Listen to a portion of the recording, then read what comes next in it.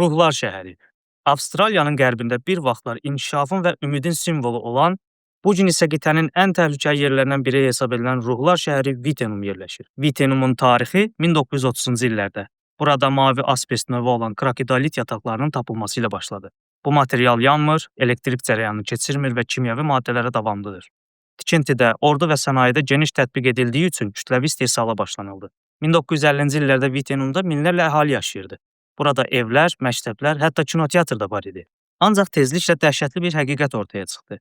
Sən demə mikroskopik asbest lifləri ağciyərlərə daxil olaraq ölümcül xəstəliklərə səbəb olur. Vitenumda yaşayan və işləyən minlərlə insan bu xəstəlikdən vəfat etdi. Ölüm nisbəti o qədər yüksək idi ki, şəhərə Avstraliya Çernobılı ləqəbi verildi. 1966-cı ildə mədənlər bağlandı. Hökumət əhalini yavaş-yavaş köçürməyə başladı. 2006-cı ildə isə Vitenum rəsmi olaraq xəritələrdən çıxarıldı və evlər söküldü. Orada yollar bağlanıb, təhlükəli zona nişanları quraşdırılıb. Lakin bu gün də maraqlı turistlər bəzən oraya gedirlər. Vitenum istehsalın ekoloji və insan fəlakətinə necə səbəb ola biləcəyini sübut edir. Bu sadəcə boş bir şəhər deyil. Bu həm də bir nəslin ölümünə səbəb olan, tozun əbədi olaraq qaldığı ümidlər qəbristanlığı.